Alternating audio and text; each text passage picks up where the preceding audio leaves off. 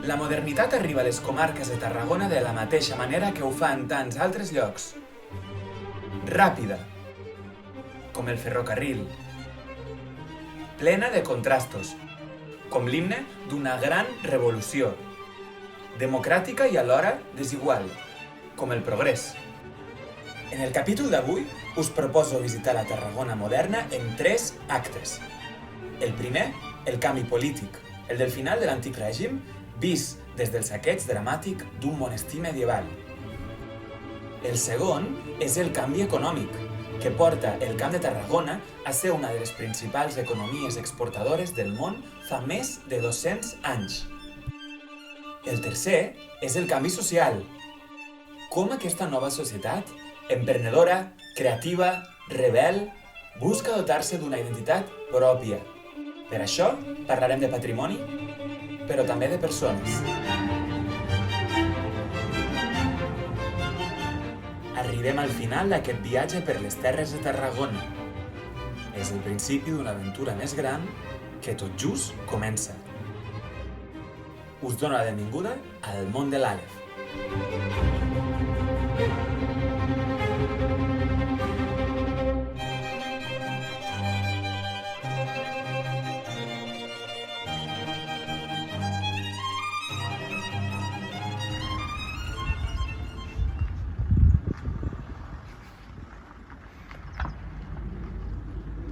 La tercera etapa del nostre viatge, a l'edat moderna, comença en un lloc com els que ja hem vist. És una comunitat eclesiàstica en un entorn privilegiat, a la falda de la Serra del Montsant. I hem vingut aquí no per explicar l'origen d'aquest monestir, sinó com va acabar. La forma en què va acabar, per mi, és molt il·lustradora de com tot el món que m'ha anat descrivint, el món dels monestirs, del poder eclesiàstic, dels comtes, de la noblesa, va acabar tràgicament fa només 200 anys. Som a la Cartoixa de Santa Maria d'Escaladei, antic monestir medieval, monument i entorn paisatgístic únic. Aquí, l'obra humana i la de la naturalesa es fonen en perfecta harmonia.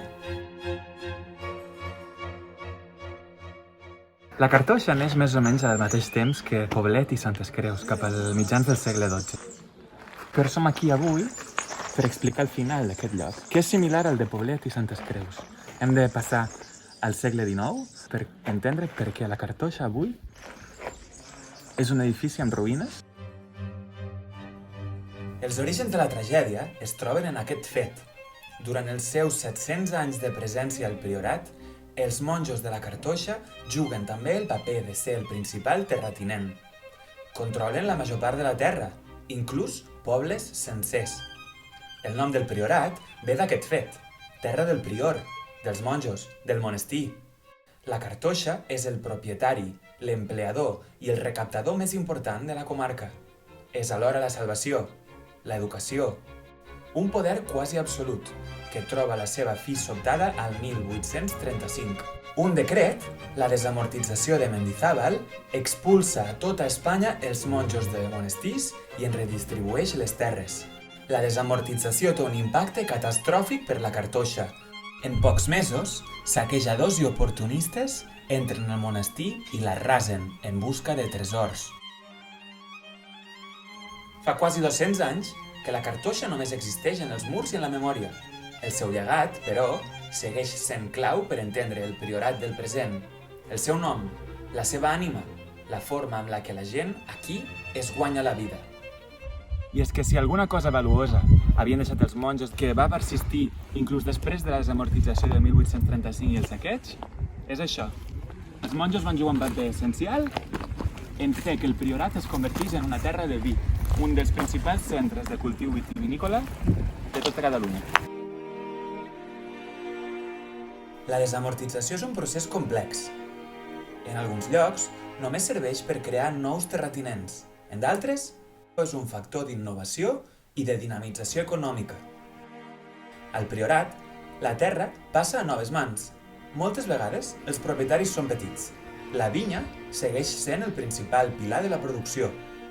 Per arribar més lluny, per comercialitzar els seus productes més enllà de la subsistència, més enllà de la comarca, els nous pagesos busquen noves formes d'organitzar-se. El cooperativisme agrícola és la solució. Al mateix Priorat, un bon exemple de com la propietat i el treball a la terra, i sobretot a la terra vitivinícola, es transformaria després del procés de la desamortització de Mendizábal i l'expulsió de l'ordre dels cartoixans, és el moviment cooperatiu, que té lloc a tota Catalunya com una forma d'autoorganització per a la producció i el treball de la terra, sobretot de terres de cultiu com són el vi i la vinya.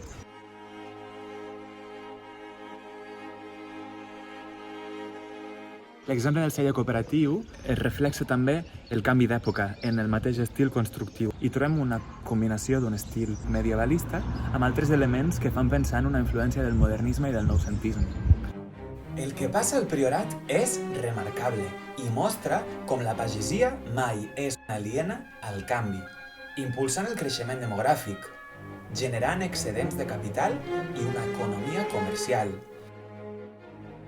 I si voleu veure de forma més clara com l'origen de la revolució industrial catalana es troba al camp, aneu a Reus. Una ciutat en autèntica expansió mercantil, industrial i demogràfica, al mateix moment del saqueig de la Cartoixa. Mentre un vell món s'acaba, en sorgeix un de nou. En 50 anys, al segle XVIII, la població de Reus s'havia duplicat. Havia passat de tenir 800 cases a tenir-ne més de 1.700. I sabia una raó per la qual Reus s'havia convertit en la segona ciutat més gran de Catalunya, era que Reus es trobava en el centre d'una de les regions de producció de vinya i d'aiguardents, de destil·lats de la vinya, més importants del sud d'Europa.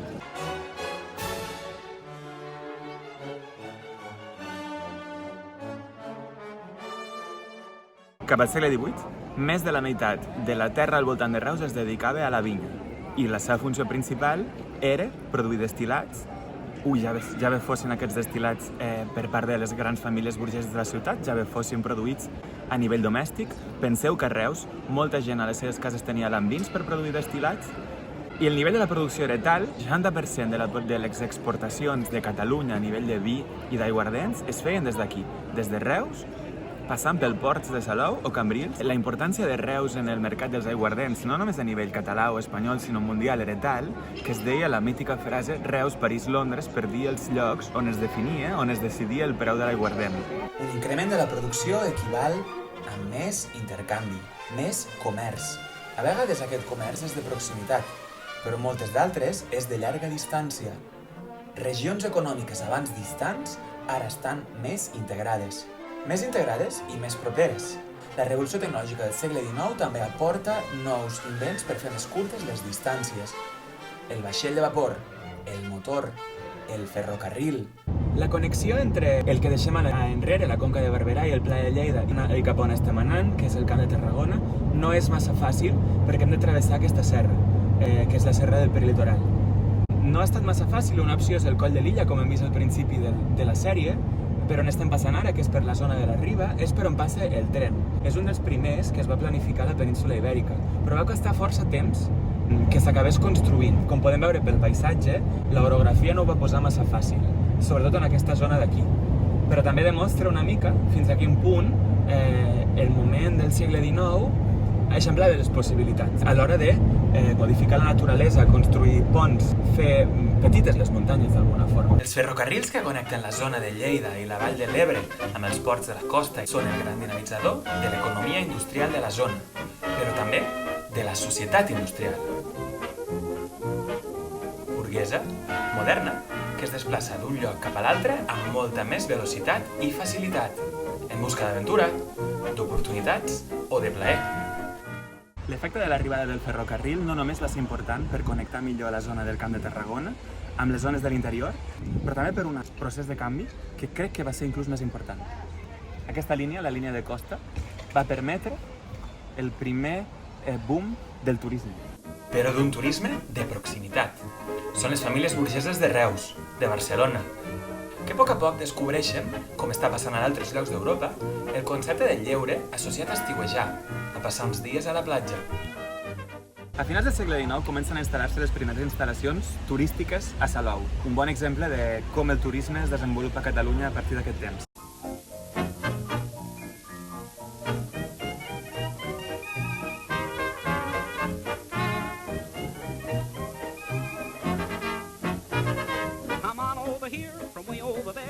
nobody near and room in a chair for two.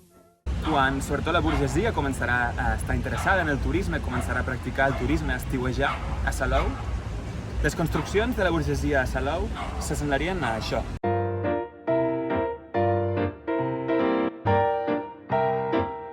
Progressivament, aquelles famílies que s'ho poden permetre inverteixen autèntiques fortunes en xalets modernistes que encara avui podeu veure a la façana marítima de Salou. La major part d'ells són dels anys 20.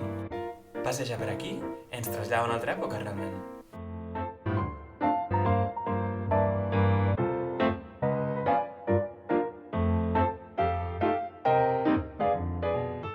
Ara, tornem a agafar el tren. Seguim les obres del ferrocarril de la costa fins a Tarragona, on la construcció de la ciutat moderna està tenint dos impactes immediats en la societat tarragonina. Som al segle XIX. El primer és la construcció de nous barris. El barri del Serrallo neix, per exemple, arrel de l'arribada del ferrocarril, que fa inviable que els pescadors segueixin vivint en casetes de platja com havien fet durant segles.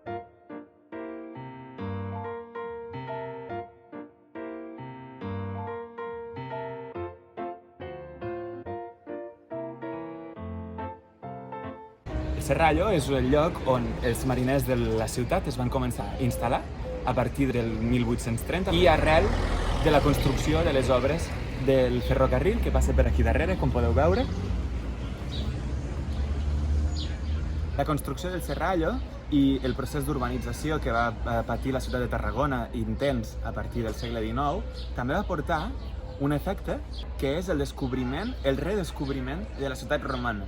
A mesura que es construïa la nova ciutat, a mesura que s'excavava la nova ciutat, anaven emergint les restes del passat que hem vist abans, del passat de la Tàrraco imperial, el que va acabar portant a la construcció del que seria el Museu Arqueològic de la ciutat.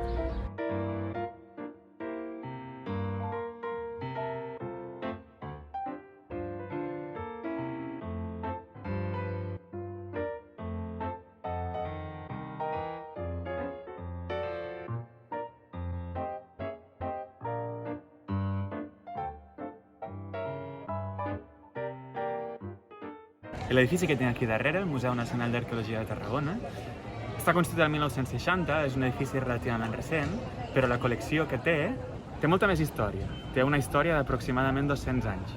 Prové d'un procés, o urbanització de la ciutat, el creixement, com hem dit al Serrallo, comença a recuperar, a excavar tot el que són peces valuosíssimes, d'un valuosíssim valor històric, que permeten apropar-nos a aquest món romà que havíem deixat i fer-li preguntes com devia ser viure a Tàrraco, quin tipus de persones hi vivien, com era la seva vida diària.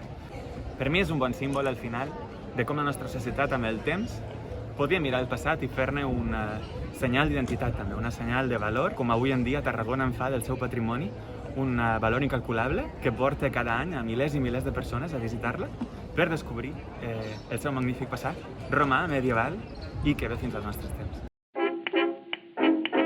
Deixem Tarragona. Agafem l'últim tren de la tarda per tornar a Reus. Caminant entre els carrers del centre de la ciutat, no podem deixar d'admirar la Casa Navàs, una autèntica joia del modernisme català, única a Europa per haver conservat la major part del seu mobiliari original. És l'orgull de la plaça del Mercadal. Si la visiteu, que us ho recomano, veureu com l'autèntic valor del modernisme no només resideix en el geni d'arquitectes individuals com Domènech i Montaner, que és qui va fer la casa. En el seu anterior hi veureu també la contribució genial dels picapedrers, dels forjadors, dels pintors muralistes i dels paletes, oficis que amb les seves mans i amb el seu geni van omplir la casa de detalls únics, símbols, innovacions, peces d'art. Al visitar la casa, descobrireu també la història de la persona que li dona nom, Joaquim Navàs Padró, un dels principals industrials reusencs del seu temps. Comença des d'un taller força petit, fa fortuna i l'acaba dedicant a assegurar que Reus té un monument a l'alçada dels que la burgesia barcelonina està promovent a la ciutat com tal. Navàs representa una figura verdaderament excepcional dintre de Reus, però no per això única.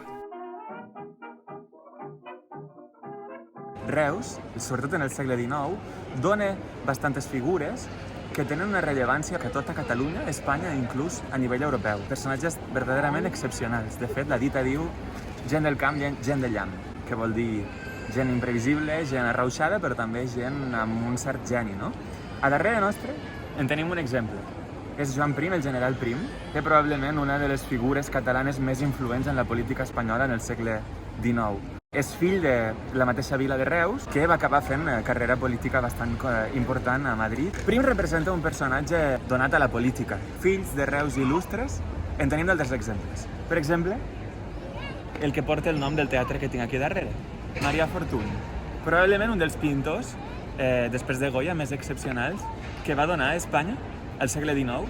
Pintor d'estil romanticista, d'estil orientalista, molt en sintonia amb les línies que es portaven a nivell artístic en el seu temps, i que també és fill de Reus, que va néixer i créixer aquí, va passar la seva joventut i probablement és on va començar a rebre les seves primeres inspiracions. De perfils similars al de Fortuny en tenim també al segle XIX, en el cas d'un personatge no tan conegut, però no per això menys interessant, que és Eduard Todà.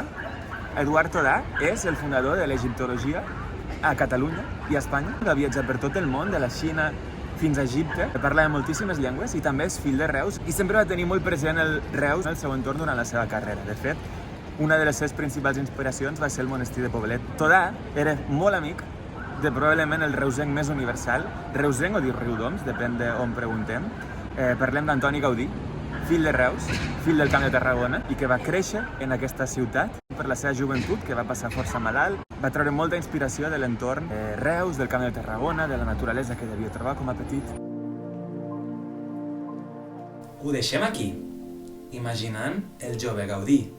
Potser veient el seu drac a través d'aquell llangardaix que busca un lloc on amagar-se, aixecant el cap i inspirant-se en els boscos, en les cales, en les muntanyes per construir les seves façanes, els palaus i les esglésies del modernisme. És una terra que inspira, que ha inspirat a tantes i tantes generacions anteriors de tarragonins i de tarragonines, de burgesos i mestres d'obres, de guerrers i comerciants, d'enginyers romans i de monjos medievals, que hem vist a través de quasi 3.000 anys d'història. Si no els heu vist, no deixeu de mirar els 2 capítols anteriors d'aquesta sèrie, el primer dedicat a l'època antiga, el segon a l'edat mitjana. Si us ha agradat, seguiu-me, perquè això només ha estat el principi. Ens veiem aviat!